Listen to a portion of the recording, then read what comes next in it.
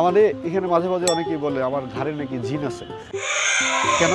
এই গাছটা ছিল ওই বিল্ডিং এর পেছনে। মাঝে মাঝে ঘুরতে বেরোয় কোথায় আছে, ওইখানে যে যখন এটাকে দেখলাম তখন কেউ আমার সাথে ছিল না। আপনি এটা উঁচু করতে পারবেন না আমার ধারণা। এটা এর চাইতে আরো অন্তত 50 কেজি এখান থেকে ডিডিউস হয়েছে, 50 কেজি। আমি একা ওইখান থেকে এটা নিয়ে আসছি, আমি কৌশল জানি। এই যে আমার বাচ্চা কাচ্চা সব চলে আসছে, আসো আসো।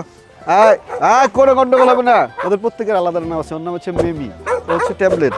এটাকে আমরা সংক্ষেপে বলি এসডি। আমি আমার বাসার উদ্দেশ্যে রওনা দিছি। যেতে যেতে দেখলাম যে রাস্তায় সামনে অনেকগুলো আর্মির গাড়ি দাঁড়ানো, পুলিশের গাড়িও আছে। হঠাৎ আমাকে একজন এরকম সিগন্যাল দিল, মানে আমি গাড়ি চালায় চলে যাচ্ছি, সামনে থেকে দুইজন আর্মি আমাকে এরকম বন্দুক তাক করলো। তারপর আমি গাড়িটা ব্রেক করলাম, ব্রেক করে আমি নামলাম। নামার পরে দেখলাম ওই দিক থেকে একজন আর্মি অফিসার, ওনার সাথে দুই তিনজন বডিগার্ড, তারা আমার দিকে সামনে আসলো। এসে আমাকে বললো যে আপনাকে সিগন্যাল দেওয়া হয়েছে, আপনি দাঁড়ান নাই কেন? আমার কাছে মনে হলো সিগন্যাল তো আসলে পুলিশে দেয়, ওনারা তো পুলিশ না, ওনারা আমাকে সিগন্যাল দিবে কেন? আমি আসলে অন্য ভাবনায় ছিলাম। উনি আমার দিকে তাকানোর পরে তার কাছে কেমন যেন মনে হচ্ছে, বললো যে এগুলো আমাকে প্রথম প্রশ্ন করলো। আমি তখন এটা আমার বুক পকেটের মধ্যে ছিল, ওই ছোট কুকুরের ইয়েটা। বলে এটা কি? আমি এটা বের করে দেখালাম, বলে এটা তো ডগ।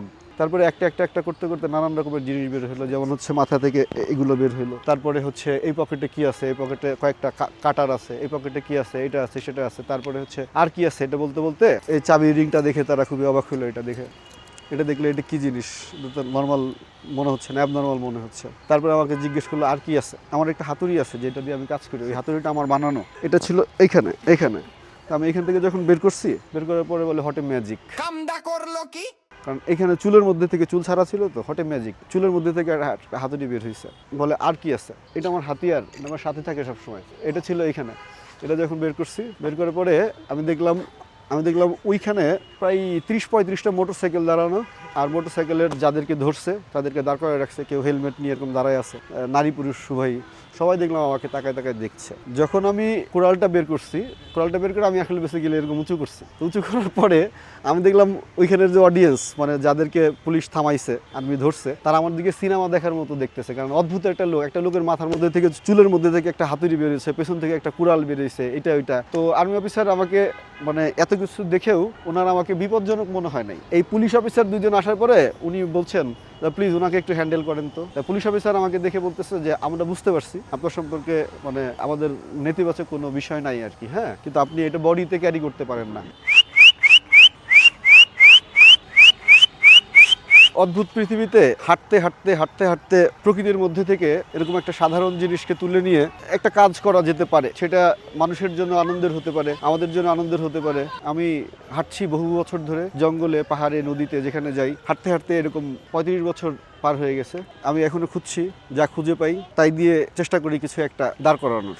গাছের ডাল, শেকড়, যে কোনো কিছু যেটা অপ্রয়োজনীয়, অর্থাৎ যেটা ওয়েস্টেজ, সেই জিনিসগুলো আমার কাজের অংশ।